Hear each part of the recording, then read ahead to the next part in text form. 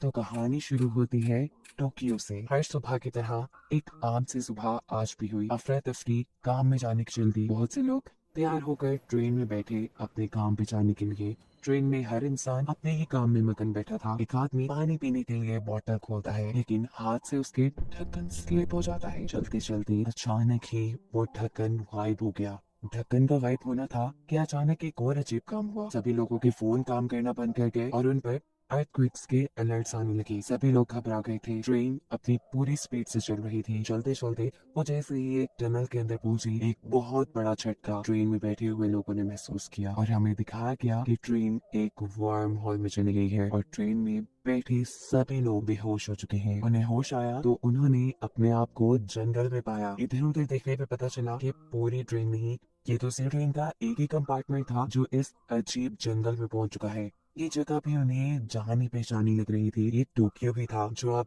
बदल कर बस एक जंगल बन के रह गया है। ये सब कुछ देखकर सभी लोग शॉक थे। किसी को समझ नहीं आया कि उनके साथ क्या हुआ। ट्रेन में मौजूद सैम नाम का आदमी, जो कि एक फायर फाइटर है, वो सिचुएशन को संभालने के लिए सभी पैनिक हुए लोगों को रिलैक्स करने की कोशिश करता है। उसकी इस काम में मदद करती है यूमी नामी एक लड़की जो अभी फायर फाइटर बन गई थी। सैम ने एक टीचर के तौर पे उसे काफी क्लासेस भी दी थी और वो सैम को पसंद भी करती है। फिर सीन कट होता है और हमें 2023 में वही टोक्यो शहर दिखाया जाता है। वो दिन जिस दिन ये सब लोग ट्रेन में बैठे थे। ट्रेन की मैनेजमेंट हैरान परेशान है कि आखिर चलती ट्रेन के दो कंपार्टमेंट्स कहाँ गायब हो गए। सैम के कंपार्टमेंट को तो हम देख चुके हैं, लेकिन एक और कंपार्टमेंट भी गायब है जिसे अभी तक नहीं दिखाया गया। इंजीनियर्स टनल को चेक करते हैं, जिस टनल के अंदर से वो कंपार्टमेंट्स गायब हुए थे। दूसरी तरफ हम सैम, यूमी और उसके साथ एक और लड़के को देखते हैं जो भी टनल को ही चेक कर रही है, ये जानने के लिए कि शायद वहाँ कोई उन्हें ढूंढते ढूंढते आया हो। उन्हें दूसरी तरफ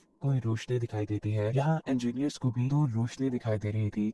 इंजीनियर्स को लगा सभी लोग दूसरी तरफ मौजूद हैं और सैम के ग्रुप को लगा कि शायद दूसरी तरफ से जो रोशनी आ रही है वो उनकी मदद करने के लिए कुछ लोग आ रहे हैं। लेकिन ये दोनों पार्टीज की ही गलत फहमी थी। सैम के ग्रुप ने जब आगे जाकर देखा तो टनल के बाहर से उन्हें सूरज की रोशनी दिखाई दे रही थी और यहाँ इंजीनियर्स के सामने भी दूसरी इंजीनियर्स की टीम थी जो गुमे हुए लोगों की तलाश में ही थी। सैम का ग्रुप जो टनल से बाहर निकल चुका था, वो शहर के दूसरी तरफ देखते हैं तो परेशान रह जाते हैं, क्योंकि ये पूरा टोक्यो शहर एक रेगिस्तान में बदल चुका है। इन अजीबोगरीब चीजों की वो बहुत सी वीडियोस बना लेते हैं ताकि जाकर अपनी जैसे पैसेंजर्स को दिखा सकें। इनकी सोच के मुताबिक जब इन्होंने इस शहर के बारे में लोगों को बताया तो किसी ने उन पे यकीन नहीं किया। उन्होंने भी जब वीडियोस देखी तो उन्हें यकीन आया कि वो किसी स्ट्रेंज जगह पे पहुंच चुके हैं। सभी परेशान थे।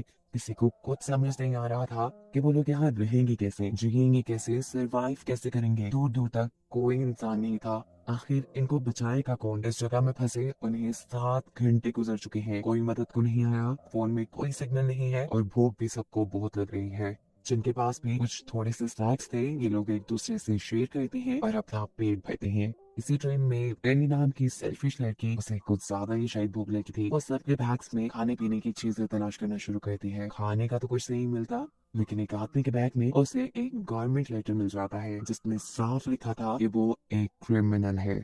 रैनी का उल्टा दिमाग उल्टा ही चला। उसे लगा कि ये सारा काम जरूर इस क्रिमिनल का है। उसने हमें यहाँ फंसा दिया ताकि वो गवर्नमेंट को ब्लैकमेल कर सके उसकी सजा खत्म होने के लिए। ये बात वोटकर सबको भी बता देती है। हाशिमा बेचारा सबको समझाता रह जाता है कि ये लेटर मेरा नहीं है, मेरी बात तो सुनने की कोशिश करे, लेकिन जब कोई उसकी बात नहीं सुनता तो कहता है ठीक है, मैं जा रहा हूँ यहाँ से। अब सब लोग आराम से मिलकर यहाँ रहे। उसके इस कंपार्टमेंट से बाहर जाते ही एक बुलौटे लड़का यहाँ सैम और यूमी को बताता है कि रीना गलत कह रही है, वो खुद सबके बैग से चोरी कर रही थी और मुझे नहीं लगता कि काशिमा एक क्रिमिनल है। ये जान के सैम को बुरा लगा। वो काशिमा को ढूंढने के लिए बाहर जाता है, जहाँ काशिमा चलते चलते एक खाई में गिरने वाला था, लेकिन सही वक्त पे वहाँ पे सैम आकर उसे बचा लेता है। सैम के बचाने के बाद काशिमा उसका शुक्रिया करता है और उसे कहता है कि मैं क्रिमिनल नहीं हूँ, मैं एक बहुत ही मशहूर हेयर ड्रेसर हूँ। सैम इससे पहले उससे और भी कुछ पूछता, वो उसे चुप करवा देता है, यानी उसने उस क्रिमिनल वाले लेटर के बारे में इन्हें अभी तक कुछ नहीं बताया।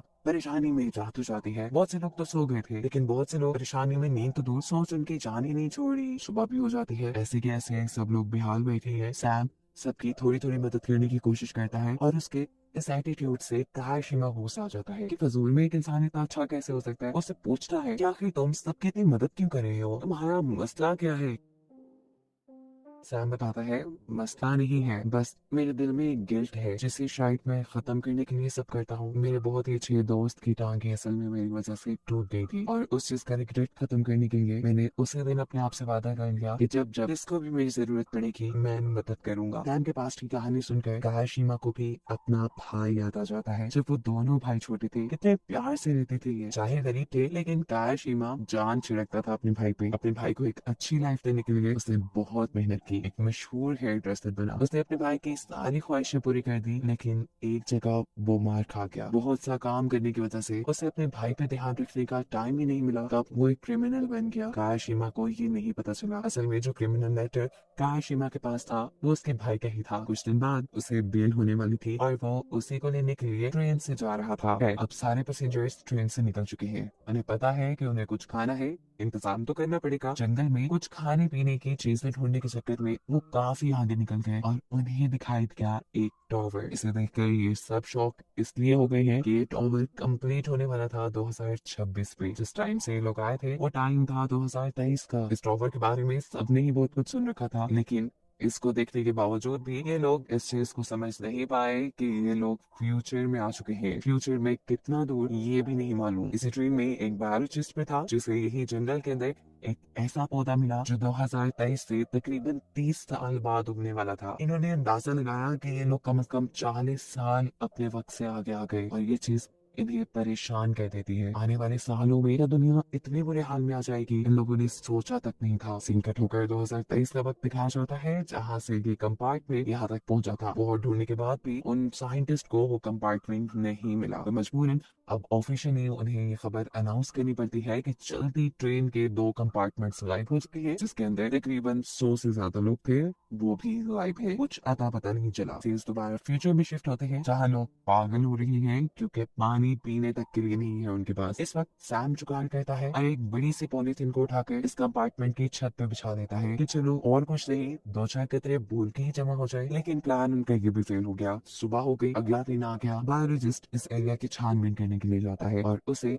एक ऐसा फ्लावर मिलता है जो बहुत ज्यादा पानी के आसपास होता था। इसे देखकर उसे क्लू मिला जरूर आसपास कोई चश्मा या नदी है। ये सुन सैम डिसाइड करता है कि अगर तो यहाँ कोई चश्मा या नदी है तो वो उसे ढूंढ कर रहेगा ताकि उसके सभी साथी प्यास बुझा सके। उसके साथ जाते हैं ये बायोलॉजिस्ट काशिमा और यूमी भी। चलते चलते ये लोग पहुंचे एक बहुत ही बड़े पहाड़ के पास। पहाड़ है तो चश्मा भी होने के चांसेस है लेकिन इतने ऊंचे और इतने सीधे पहाड़ पे चढ़ेगा कौन और किस तरह। इस काम के लिए ये सब मिलकर एक रस्सी बनाते हैं और सैम जो कि एक फायर फाइटर है और रस्सी से दीवारों पर चढ़ने का उसे काफी एक्सपीरियंस है, वो यहाँ इस पहाड़ के ऊपर चढ़ता है और फाइनली इन्हें पानी भी मिल गया है। खुशी से ये लोग झूमने लगे। सैम इस पहाड़ के ऊपर से दूर दूर तक देखने लगता है। जहाँ टोक्यो की बड़ी बड़ी मशहूर बिल्डिंग्स थी वो जगह बस एक समुंदर बन गई थी। उसने बाहर आकर अपने साथियों को बताई। सभी लोग और भी ज्यादा परेशान हो गए ये जानकर कि आखिर फ्यूचर में ऐसा क्या होने वाला था कि जिससे ये दुनिया इतनी बर्बाद हो जाएगी। एक और दिन खत्म हो जाता है, रात हो जाती है और डनाका नाम का एक आदमी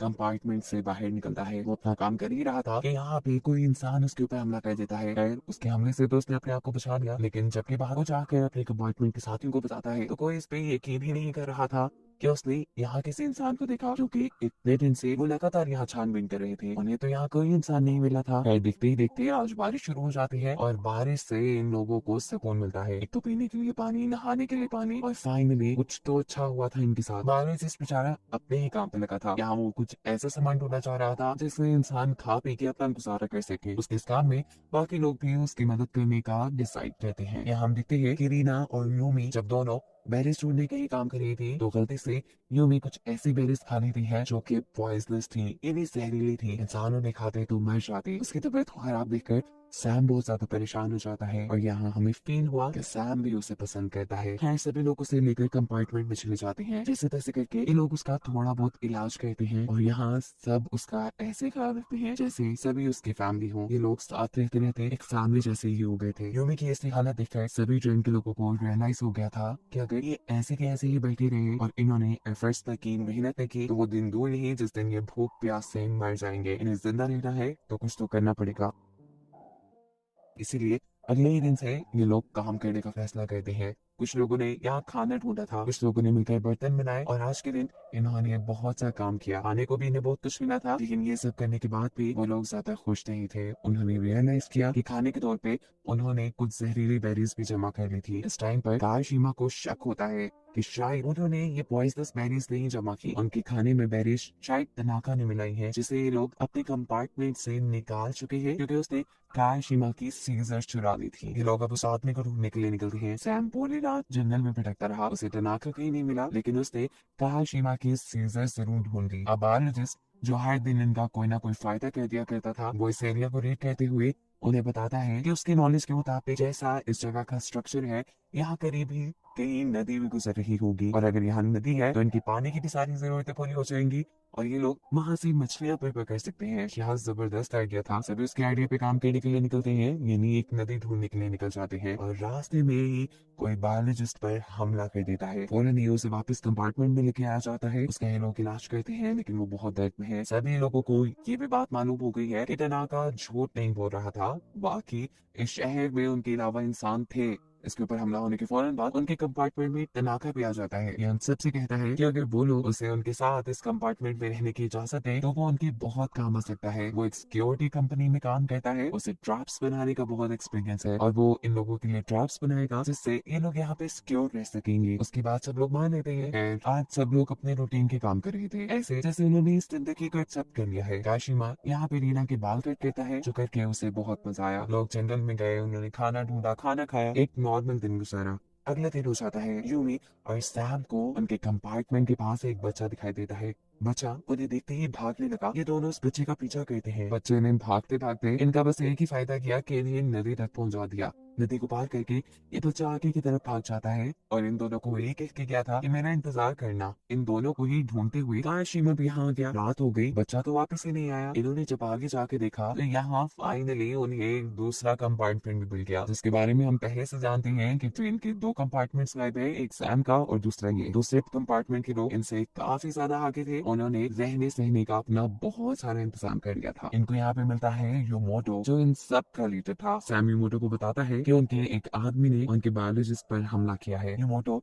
इस चीज के लिए उससे माफी मांगता है। वह इसका वक्त नहीं था। ये लोग यहाँ पर एक दूसरे से इम्पोर्टेंट इंफॉर्मेशन शेयर करते हैं, जैसा कि सैम और को यहाँ पे एक नदी मिली थी, खाने पीने के लिए कुछ चीजें मिली थी। ये सारी बातें सैम उनको बता देता है और योमोटो यहाँ उन्हें बताता है कि जब वो लोग यहाँ आए तो इन्हें एक शिप मिली थी। हाँ, उस शिप के अंदर एक डायनी थी और एक रेडियो। रेडियोस की फ्रीक्वेंसी मैच करते करते उन्हें एक दिन कनाडा से कुछ सिग्नल्स मिले, जिससे इन्हें पता चला कि ये लोग 60 साल आगे आ गए हैं, यानी फ्यूचर में। और साथ उसे ये बात भी मालूम हुई थी कि दुनिया तो 2026 में ही तबाह हो गई, क्योंकि 2023 और 24 में बहुत से लोगों ने अपनी अपनी सैटेलाइट्स को स्पेस पे भेज दिया था ताकि वो स्पेस के बारे में बहुत सी मालूमात हासिल कर सके। और यही चीज इस दुनिया को तबाह कर गई। उन सैटेलाइट में से एक सैटेलाइट एक एस्ट्रॉइड से टकराई और वो एस्ट्रॉइड उस सैटेलाइट की वजह से इस जमीन से टकरा गया और ऐसे ये जमीन तबाह हो गई और उसी तबाही में सारे इंसान भी मारे गए। सैम उससे पूछता है कि तुम्हारा वो रेडियो कहाँ है? जहाँ योमोटो कहता है रेडियो तो मेरे पास ही है, लेकिन उस दिन के बाद उसके ऊपर कोई सिग्नल नहीं मिली। ये सारी इन्फॉर्मेशन सैम जाकर अपने बाकी साथियों को बताता है। टेंशन तो उसे खूब हो चुकी थी कि आखिर वो यहाँ से निकलेंगी कैसे। इस हकीकत को सुनने के बाद कि वो 60 साल फ्यूचर में पहुंच चुके हैं, सब लोग परेशान तो हुए थे, लेकिन इस वक्त पे सबको एक और सोच भी आई कि शायद उन्हें गॉड ने एक मौका दिया है कि ये लोग पास्ट में जाकर सब कुछ ठीक कर दें, इस तबाही को होने से रोकें। और ये सोच उन्हें हौसला देती है कि पहले से भी ज्यादा मेहनत करें, कोई रास्ता निकालें जिससे ये पास्ट में जाकर उस तबाही को होने से रोक पाए। यहाँ बैठा हर इंसान अपना अपना दिमाग चलाता है, खूब सोचते हैं, लेकिन कोई रास्ता नहीं मिलता। भूख तो इन्हें शदीद लगी थी। ये लोग अब अपनी ढूंढी हुई नदी के पास जाते हैं, वहां से पानी पीते हैं, नहाते हैं और बहुत सारी मछलियां जमा करके लाते हैं खाने के लिए। दिन ऐसे ही गुजरता है। ये लोग अपने लिए बाथरूम बना लेते हैं, बाथटब्स बना लेते हैं और खाना जमा करने में लग जाते हैं। आज खाना जमा करते हुए बायोलॉजिस्ट को एक चमकता हुआ ग्रीन पत्थर मिला था यहाँ से, जो पत्थर वो सबको दिखाता है और टनाका भी ये देख चुका था। बायोलॉजिस्ट का ख्याल था कि चमकते हुए पत्थर अपने अंदर एनर्जी रखते हैं, वो ना हो वो इसकी मदद से वापस जा सकते थे। तनाका ये सारी बात जाके योमोटो को बता देता है, यानी दूसरे ग्रुप के लीडर को।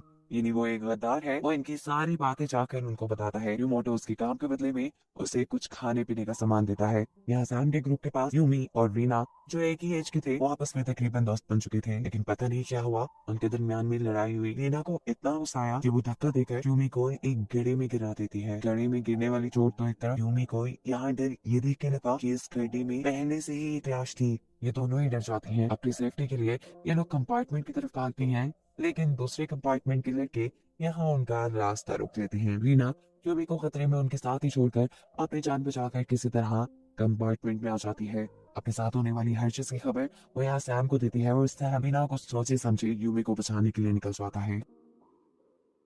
उसके पीछे एक कार शीमा भी आ चुका था, लेकिन जब ये दोनों वहां पहुंचे जहाँ पहले यूमी और दूसरे कंपार्टमेंट के लोग थे, तो इस टाइम तक दोनों ही यहाँ से गायब हो चुके थे। यूमी उनसे बचने के लिए भागते भागते एक शिप में छुप गई थी। अब सैम ये अंदाजा तो नहीं लगा पाता कि यूमी अपने बचाव के लिए कहीं छुप गई होगी, लेकिन हाँ उसे लगता है कि जरूर दूसरे ग्रुप के लोगों ने उसे किडनैप कर लिया है या नुकसान पहुंचा दिया है। बिना सोचे समझे वो दूसरे ग्रुप पर हमला करने के लिए निकल जाता है। इससे पहले कई लोग यहाँ पे हमला करते या किसी को नुकसान पहुंचाते, यूमोटो उससे सारा माजरा पूछता है। सैम उन्हें बताता है कि उनके साथियों ने उनके ग्रुप की एक लड़की के साथ बदतमीजी की है। ये जानकर वो अपने ग्रुप के लोगों की तरफ से माफी मांगता है और उसे कहता है कि यूमी जहाँ भी होगी वो सेफली उसे ढूंढ कर उन तक पहुंचाएंगे। लेकिन सैम को यूमोटो पे यकीन नहीं था, क्योंकि उसे लग रहा था कि जो लाश अभी यूमी और रीना ने देखी है वो भी उन्हीं की ग्रुप के किसी बंदे की है जिसे यूमोटो के ग्रुप ने मार दिया। यूमोटो जवाब में कहता है, नहीं वो तुम लोगों का कोई बंदा नहीं है, वो हमारे ही ग्रुप का एक बंदा है। जब हम लोग यहाँ इस हालत में आए तो वो बहुत ही ज्यादा पैनिक हो गया, इतना पैनिक कि वो पागलों की तरह सब पे हमला करने लगा था। उसने मुझ पे भी हमला कर दिया। अपने आप को बचाने के लिए अपने सेल्फ डिफेंस पे मैंने उसके पेट में चाकू मारा और अनइंटेंशनली मेरे से उसका मर्डर हो गया। यहाँ सभी लोग उस आदमी को मारने पर, मेरी बहादुरी पर मुझे लीडर मानने लग गए। काशिमा और सैम अपने कंपार्टमेंट के पास पहुंच जाते हैं। अब क्योंकि वो हमला करने की सोच से दूसरे ग्रुप के पास गए थे, इसलिए उन्हें खतरा था कि कहीं दूसरे ग्रुप वाले भी हमला करने के लिए उनके पास आ जाए। अपनी सेल्फ डिफेंस के लिए ये लोग यहाँ हथियार बनाने का फैसला करते हैं। यहाँ यूमोटो उसी शिप के अंदर जाता है जिस शिप के अंदर उसे रेडियो मिला था। वो नहीं चाहता कि इसी शिप के एक छोटे से डब्बे के अंदर यूमी भी छुपी बैठी है। वो यहाँ रेडियो पे किसी से बात करने लगता है, लेकिन रूमी उसका झूठ पकड़ लेती है कि वो किसी से रेडियो पे बात नहीं कर रहा और ये रेडियो तो चल भी नहीं सकता क्योंकि नीचे से उसकी केबल ही कटी हुई थी। वो बाहर निकलकर उससे पूछती है कि तुम ये झूठा ड्रामा क्यों कर रहे हो, आखिर तुम्हें क्या मिलता है इससे। अब सच्चाई तो यूमी को पता चल ही गई थी, खुद बताने में क्या हर्ज था। यूमोटो बताता है, असल में मैं यहाँ सबका लीडर ही बन के रहना चाहता हूँ, इसीलिए तो ऐसे ड्रामे करता हूँ। मुझे नहीं जाना पास्ट में। अरे वहाँ पे तो मैंने किसी को कदर भी नहीं। यहाँ सब लोग मुझे लीडर के रूप में देख रहे हैं, मुझे इज्जत दे रही है, मैं इसी में खुश हूँ। लेकिन ये मेरे से कहती है, तुम कहो ना कहो मैं बाहर जाकर तुम्हारी सच्चाई सबको बताने वाली हूँ। अपनी पोल खुलते देख कर यूमोटो डर जाता है और इस सब के चक्कर में वो यूमी को ही बांध के यहाँ कैद कर जाता है। सीन कट होता है और हम सैम और उनके साथियों को देखते हैं। इन्होंने बहुत से वेपन्स बना लिए हैं जिससे ये लोग एक छोटी सी जंग लड़ेंगे, क्योंकि वादे के मुताबिक यूमोटो ने अभी तक यूमी को उनके ग्रुप को वापस नहीं किया, ना ही वो ढूंढ के लेकर आए। इसलिए ये सब लोग अगली सुबह उन लोगों पर हमला कर देंगे। यहाँ एक औरत उसे कहती है, हमला करना बिल्कुल ठीक है, मैं ग्रुप के फैसले के साथ हूँ, लेकिन फिर भी अकल से काम लो। दूसरा ग्रुप हमसे ज्यादा स्ट्रॉन्ग है, वो ना हो वो हम पे हमला करके हमारी गैरेज बर्बाद कर देगा और रहने का ये छोटा सा ठिकाना हमारे पास है ये भी हमारे हाथ से चला जाएगा। इससे बेहतर कि हमें जंग से पहले अपने रहने के लिए कोई दूसरा ठिकाना ढूंढ लेना चाहिए जिसके बारे में दूसरे ग्रुप को कुछ ना पता हो। ग्रुप के लोगों को उसकी बात पसंद आती है और सुबह होते ही ये औरत बायोलॉजिस्ट के साथ मिलकर अपने लिए एक सेफ ठिकाना ढूंढने के लिए निकल जाती है। अभी तो इनके जंग में जाने को कोई मूड नहीं था, लेकिन अगले दिन वो देखते हैं कि दूसरे ग्रुप के लोग उनके ग्रुप के ऊपर हमला कर चुके थे। तैयारी तो इनकी भी पूरी थी, ये लोग अपने सेल्फ डिफेंस में लड़ने लग जाते हैं और लड़ाई बहुत ही ज्यादा बढ़ जाती है। यूमोटो ये लड़ाई देखकर पागल हो चुका था। ये लोग अगर आपस में एक दूसरे को मारते थे तो उसे लीडर कौन मानता। वो जोर जोर से चिल्लाकर इस लड़ाई को बंद करवाने की कोशिश करता है, लेकिन जुनून में आए ये लोग लड़ने से पास आने वाले नहीं थे। कभी सैम की टीम उनके ऊपर भारी पड़ती है तो कभी दूसरा ग्रुप सैम की टीम को हराने वाला था। इससे पहले कि इस लड़ाई में बहुत से लोग मर जाते, यूमी यहाँ एंट्री करती है, जिसने अपने आप को उस शिप में से आजाद करवा लिया था। वो यहाँ आकर सबको यूमोटो की यानी इस लीडर की सच्चाई बता देती है कि उसने अभी तक जो कुछ भी सबको बताया वो झूठ था। उसके पास कोई रेडियो नहीं है, उसे कोई सिग्नल नहीं मिले। अब तो डिफेंस में यूमोटो कहता है, मैंने ये सब इसलिए किया कि सबके अंदर वापस जाने की होप जिंदा रहे, कोई भी दिल ना हार बैठे, और अगर इस वक्त पर कोई हिम्मत छोड़ देता, कोई हार मान लेता तो वो सुसाइड भी कर सकता था। सैम को भी उसकी ये बात पसंद आई थी, लेकिन अब युमोटो ने फैसला कर लिया था कि वो लीडर नहीं रहेगा। वो यहाँ पर एक डायरी छोड़कर चला जाता है। इस डायरी के अंदर ही वो सारी बातें लिखी थी जो पहले युमोटो ने इन्हें बताई थी कि उसे रेडियो से पता चली। जैसा कि ये लोग इस टाइम 2060 में है, 2026 में दुनिया बर्बाद हो गई, वो किस वजह से हुई, कैसे हुई, ये सभी चीजें इस डायरी में लिखी थी। ये डायरी उसे उस शिप से ही मिली थी। बायोलॉजिस्ट और वो और जो अपने रहने के लिए एक दूसरा ठिकाना ढूंढने के लिए गए थे, उन्हें यहाँ एक ऐसा टॉवर मिलता है जिसके अंदर बहुत से ग्रीन चमकते हुए पत्थर हैं जो ग्लेज से कट होता है और हमें 2023 का टाइम दिखाया जाता है। एक साइंटिस्ट जो ट्रेन के डब्बों के गायब होने की मिस्ट्री ढूंढ रहा है, वो इस टाइम भी टनल को स्टडी कर रहा था। टनल की फुटेज को गौर से देखने पे उसे पता चला कि जिस टाइम ट्रेन के अंदर से वो डब्बे गायब हुए, उस टाइम टनल के अंदर एक वर्म होल बन चुका था जो कि सुपरनोवा नामी एक्सप्लोजन की वजह से हुआ था। इस फिनोमिना के मुताबिक ऐसे बड़े बड़े एक्सप्लोजन तब होते हैं जब एक प्लैनेट बहुत ज्यादा बूढ़ा हो जाए, तब उसकी कोर में से कुछ ऐसी पावर्स निकलती हैं जिससे बहुत बड़े एक्सप्लोजन होते हैं। और इसी एक्सप्लोजन की वजह से वहाँ एक वर्म होल बना जिसने 2023 और 2060 की टाइमलाइन जोड़ दी। यानी वो साइंटिस्ट तो ये मिस्ट्री सॉल्व कर चुका था, पर सैम और का ये मिस्ट्री सॉल्व करना अभी बाकी था। ये लोग भी ज्यादा वक्त नहीं लगाते। वो डायरी जो इनके हाथ लगी थी उसको स्टडी करने पे इन्हें भी सुपरनोवा एक्सप्लोजन के बारे में पता चल जाता है। यहाँ पे बैठा हुआ एक साइंस टीचर सभी लोगों को सुपरनोवा एक्सप्लोजन के बारे में बताता है कि ये एक्सप्लोजन जमीन के या किसी भी प्लेनेट पे तब होता है जब प्लेनेट बहुत ज्यादा बूढ़ा हो जाए, मरने के करीब चला जाए। उनकी बातें करते करते अचानक यहाँ बहुत बड़ा तूफान आ जाता है। सभी लोग अपने कंपार्टमेंट में वापस आ जाते हैं। टनाका डिसाइड करता है कि वो इस कंपार्टमेंट के इमरजेंसी गेट को खोलकर दूसरी तरफ वाली टनल के अंदर चला जाएगा इस तूफान से बचने के लिए। वो जैसे ही इमरजेंसी गेट खोलता है इस कंपार्टमेंट का, तो दूसरी तरफ ही देखते हैं कि एक बहुत बड़ा वर्म होल बना हुआ है जो आहिस्ता आहिस्ता यहाँ की हल्की चीजों को अपने अंदर खींच रहा था। उसने टनाका की बनाई हुई एक छोटी सी डोल को भी अपने अंदर खींच लिया था। अचानक तूफान बंद होता है और ये वर्म होल भी बंद हो जाता है। सीन कट होकर दूसरी तरफ 2023 के अंदर हम देखते हैं कि ट्रेन मैनेजमेंट के पास एक डिटेक्टिव भी है। ये लोग इसी टनल के अंदर खड़े होकर अपने केस को स्टडी कर रहे थे कि अचानक उनके पास टनाका की वो डोल आकर गिरती है जो वर्म होल की वजह से यहाँ आई है। यहाँ वर्म होल को देखने के बाद इन लोगों को भी समझ आ गया था कि आखिर वापस जाना कैसे है। इन्हें वापस जाने के लिए एक वर्म होल बनाना था जिसके लिए कुछ स्पेशल रेडियो एक्टिव पत्थर और बहुत बड़ा एनर्जी सोर्स चाहिए था। पावर स्टेशन तो इस शहर में हो सकता था लेकिन उसे ढूंढना मुश्किल था, नामुमकिन नहीं। ये सब लोग मिलकर काम करते हैं, एक पावर स्टेशन ढूंढ लेते हैं जो कि जमीन के अंदर ऐसा दबा हुआ था जैसे कभी उसे इस्तेमाल ही ना किया गया हो। उस पावर स्टेशन को निकालने के बाद ये लोग उन ग्रीन पत्थरों का इस्तेमाल करते हैं और यहाँ उनके मेहनत से बनाए इस सेटअप की वजह से अचानक बहुत बड़ा तूफान आता है और वर्म होल भी वहां बन जाता है। सभी लोग इस वर्म होल को देखकर बहुत खुश थे। जिस इंसान ने वापस आना था वो इस कंपार्टमेंट के अंदर आना शुरू हो जाता है। ये लोग टनाका को भी अंदर आने को कहते हैं लेकिन टनाका इस टाइम से वापस जाना नहीं चाहता था। वो इनसे कहता है नहीं, बस मैं यहाँ खुश हूँ। इन सबको वो आखिरी बार बाय करके उनकी ट्रेन का दरवाजा बंद कर देता है। ट्रेन में एक बहुत बड़ा झटका आता है और ट्रेन पहुंच जाती है वापस इनकी टाइमलाइन में। पहले की तरह ही ये बेहोश हो गए थे और जब इन्हें होश आया तो कोई जोर जोर से उनकी कैरेज को खटखटा रहा था। बाहर आने पे पता चला कि ये लोग तो 2023 के बजाय 2026 में आ गए और ये वही साल है जिस साल ये दुनिया तबाह हो जाएगी। दुनिया को बचाने के लिए उनके पास टाइम बहुत कम रह गया था। हर इंसान यहाँ पे मौजूद लोगों को समझाने लगता है कि दुनिया तबाह होने वाली है,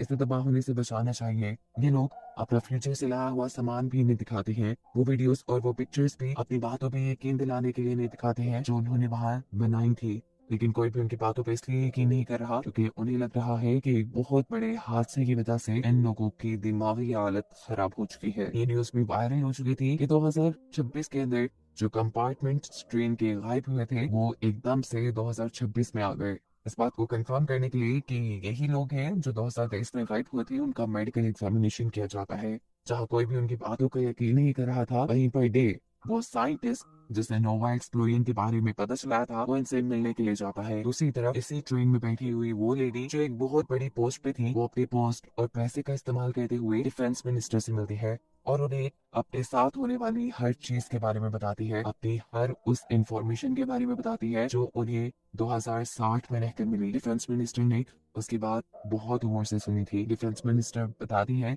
कि सच में एक एस्ट्रॉइड उनकी दुनिया से टकराने वाला है और उससे दुनिया को बचाने के लिए ये लोग एक ऐसा मिसाइल बना रहे हैं जिससे ये लोग उस एस्ट्रॉइड को स्पेस में ही तबाह कर देंगे। वो दुनिया से नहीं टकराएगा और ऐसे दुनिया सेफ रह जाएगी। ये जानने के बाद इस औरत के भी सांस पे सांस आया था। उसने ये सारी बातें अपने टीम मेंबर्स को भी बता दी थी। ये लोग उसकी बातें सुन के रिलैक्स तो हुए, लेकिन पूरी तरह नहीं। जो कुछ वो देख रहे थे उसके बाद किसी भी चीज पे यकीन करना मुश्किल था। आखिर वो दिन भी आ जाता है जिस दिन एस्ट्रॉइड इस दुनिया से टकराने वाला था। सबकी सांसें थमी हुई थी। ये सब एक दूसरे से ऐसे मिलते हैं जैसे आइंदा ये कभी मिलेंगे ही नहीं।